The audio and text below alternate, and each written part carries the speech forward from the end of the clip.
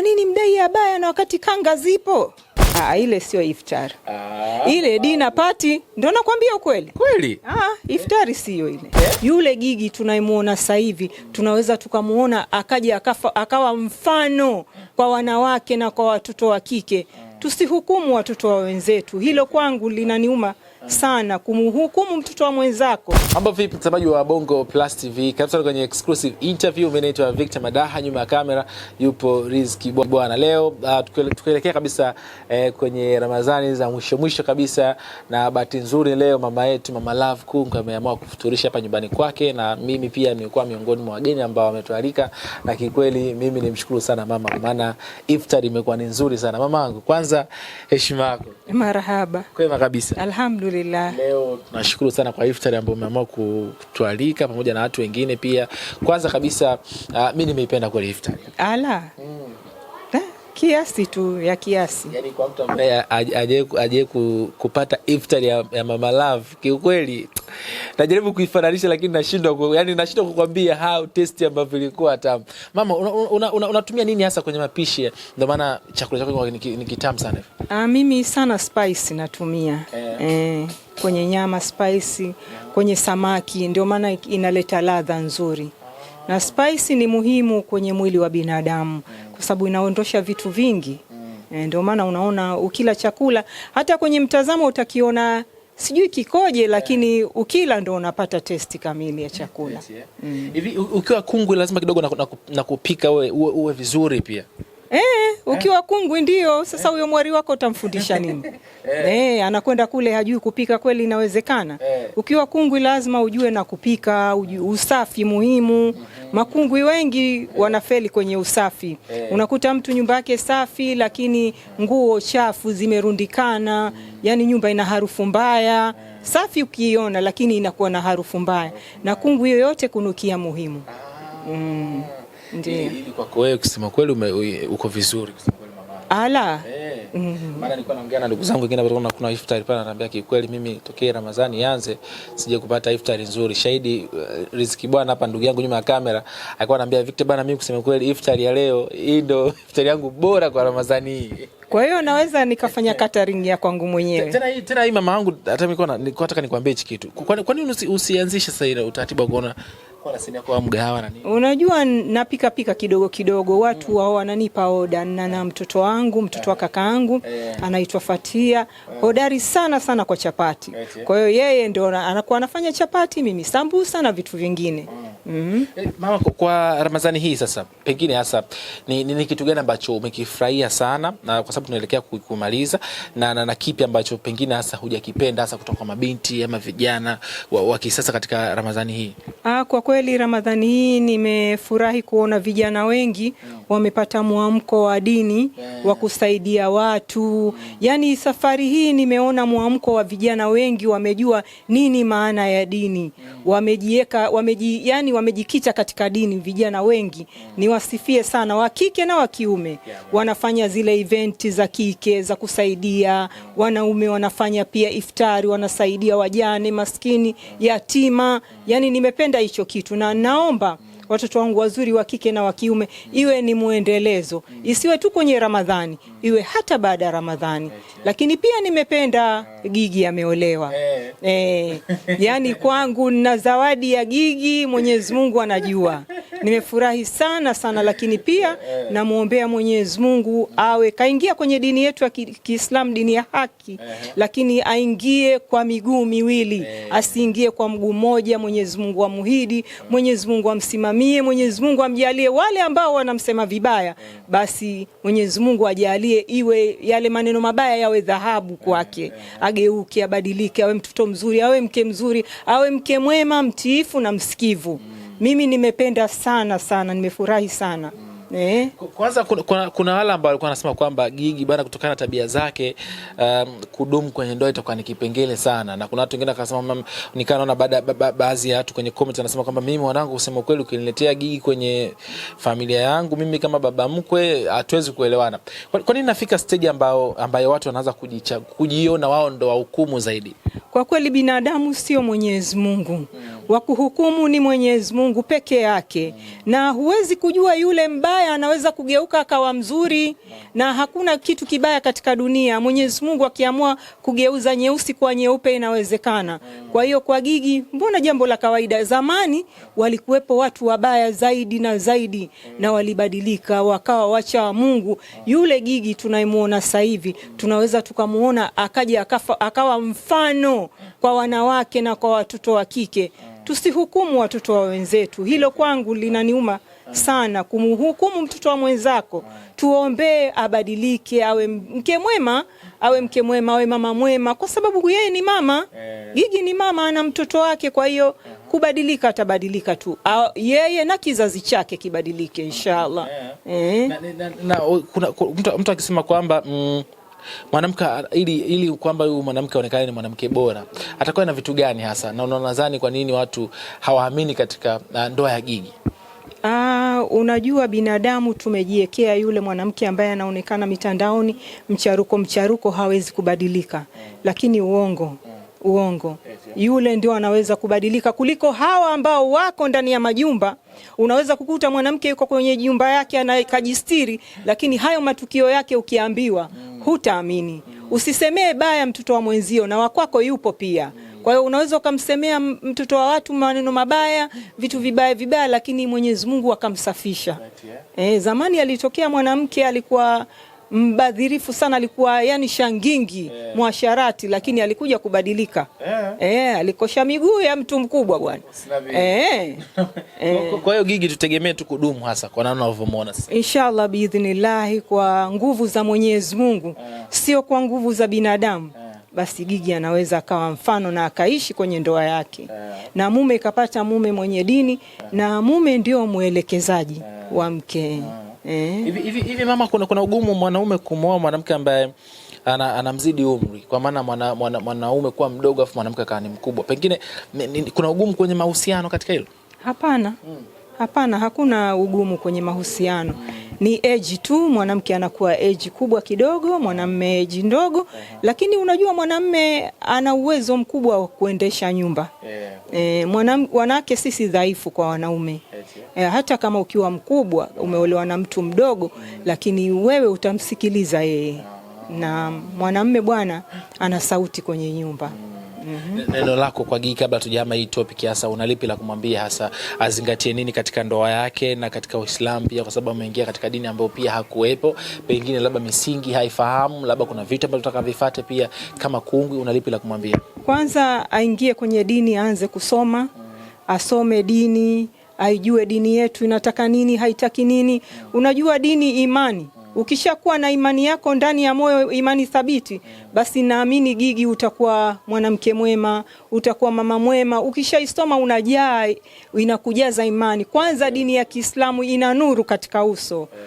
Atakuwa na nuru, atakuwa na furaha, na kile ambacho hujakitegemea kukipata basi anaweza kukipata mara moja, kwa sababu tayari Mwenyezi Mungu kashamnyooshea, kamuonesha kuwa wewe mja wa aina gani. Ingia huku upate kheri, upate baraka.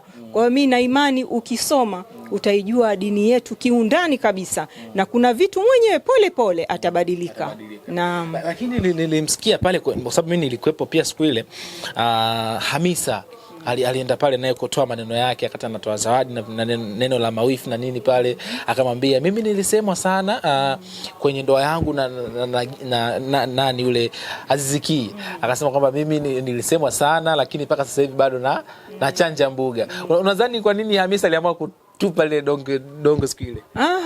Hamisa kusema kweli lazima atupe dongo, kwa sababu watu walimsakama sana. Walimsema mume wake, walimsema yeye, wakamuona hakai kwenye ndoa. Bwana, unavokiona kitu kwenye macho yako sivyo vile unavokiona kwa ndani. Mara nyingi watu wanahukumu kitabu kwa nje, hajakisoma kitabu kikoje. Kwa hiyo ndio maana hawajui tabia za watu. Hata mimi nahukumiwa sana, lakini nyinyi si mnanijua, mnakuja kwangu. Kwa hiyo wanaonijua mimi wanajua mimi nani, lakini kwa usionijua sina haja ya kukuambia mimi nani, na yeye alikuwa hana haja ya kuambia yeye nani. Kwa hiyo inshallah Mwenyezi Mungu naye atamwekea ndoa yake, atakuja kupata mtoto tena wa kiume, na sisi tutasherehekea mabibi huku. Tena mtoto wamelishikilia. Atapata mtoto mwenye kheri na yeye. Unajua nyimbo mbaya bwana haimbiwi mtoto, nyimbo nzuri ndo zinazoimbwa. Kwa hiyo kama wanamuimbia nyimbo nzuri ya kupata mtoto atapata. Tumalizie pengine haya. Sasa hivi watoto wako nani Kajala na Paula waliandaa iftari ambayo baadhi ya watu wameisema sana kwamba wao sio Waislamu, sawa na mume wao ni Waislamu lakini hawajaoana kwa maana ya Mario na Harmonize sio sawa katika imani.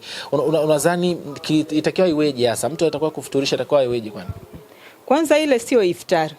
Ile dina. Ile dina party wamefanya. Ile sio iftari. Ile dina party ndio nakwambia ukweli. Kweli? Iftari sio ile. Iftari anafanya mtu ambaye ameolewa na mumewe. Sasa wao hawajaolewana. Wao si ndoa pale. Hakuna hata mmoja alomuoa mwenziwe. Kwa hiyo pale sio iftari.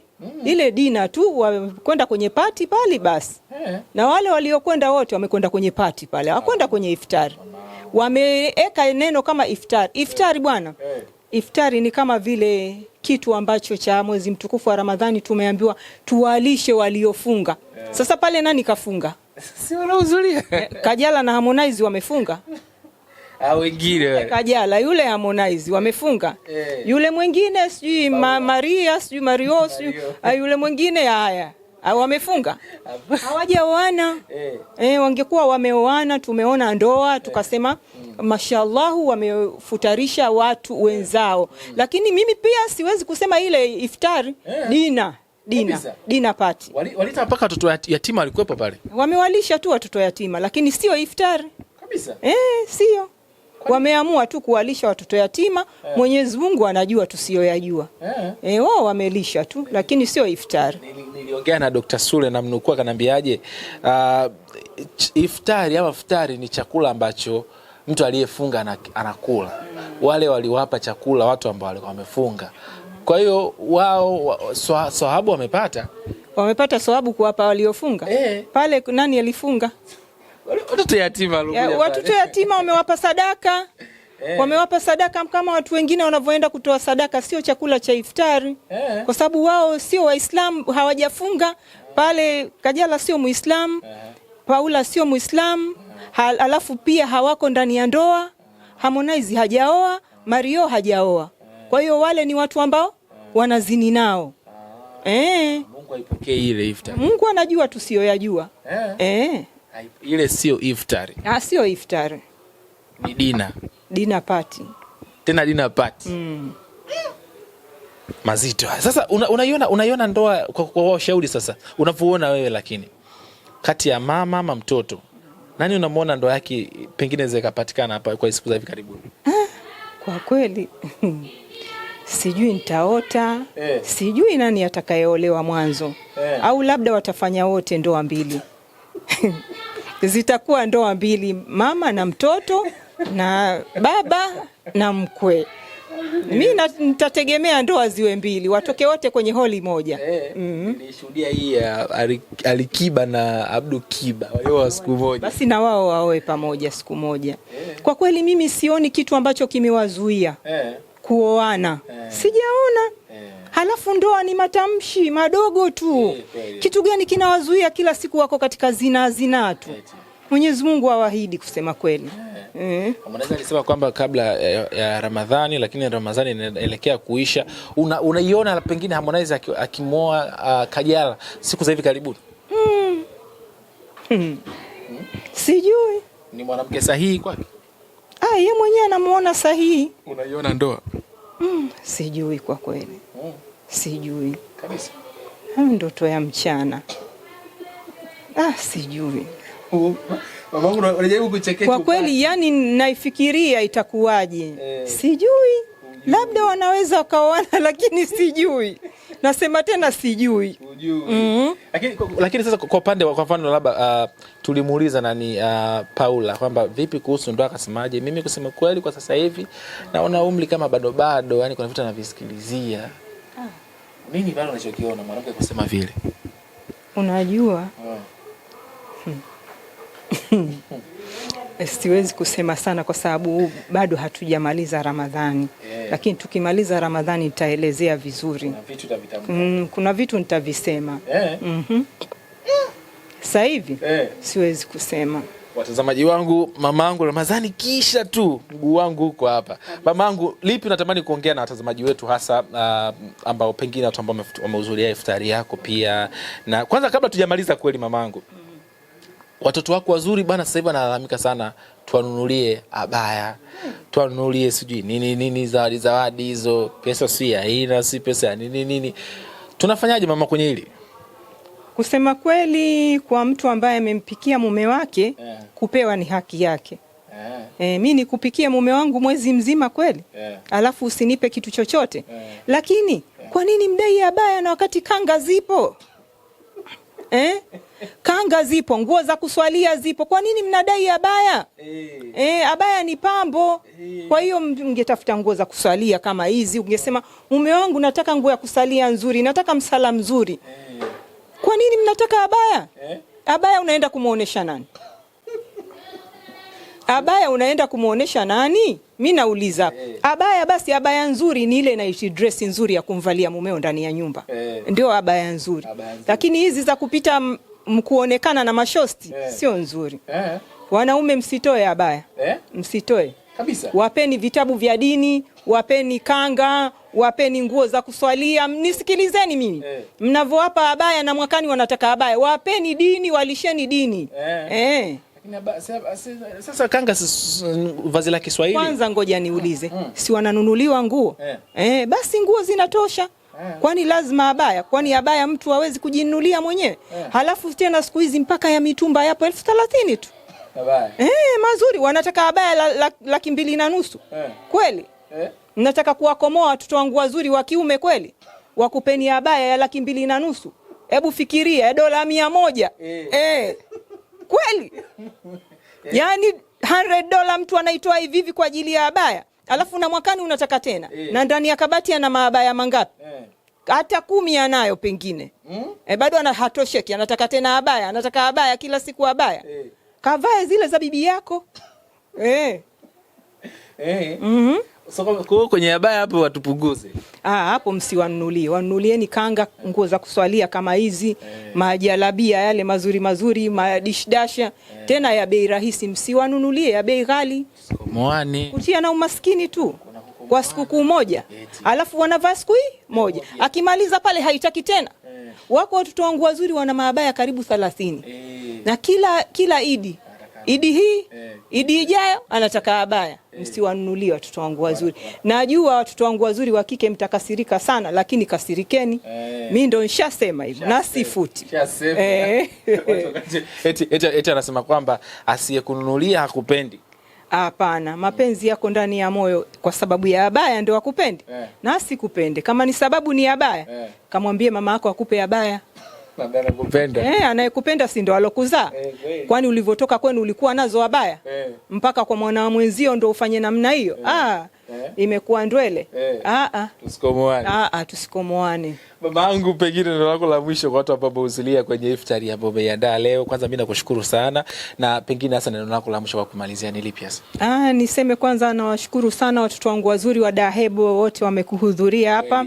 Samalu pia. Mwanangu wa kweli kabisa. Lakini pia niseme tunarudi katika mwezi wa kawaida. Wale wateja wetu wa Dahebo, mambo yapo, mambo ni moto. Lakini mlitakiwa muwape waume zenu katika mwezi mtukufu wa Ramadhani. Wanaume wanakuwa wamechoka, nguvu zinakuwa zimepungua. Kwa hiyo ile siku ndio maana pale ikifika muda wa mechi, mume kashaftari kashamaliza, anakuambia nimekula sana ndio maana siwezi mechi. Anasingizia kala sana, kumbe hawezi mechi, kumbe nguvu za kiume plus ilikuwa inamhusu. Kuna wanaume wengi utasikia mimi kama ningekuwa sijala ungenikoma jana.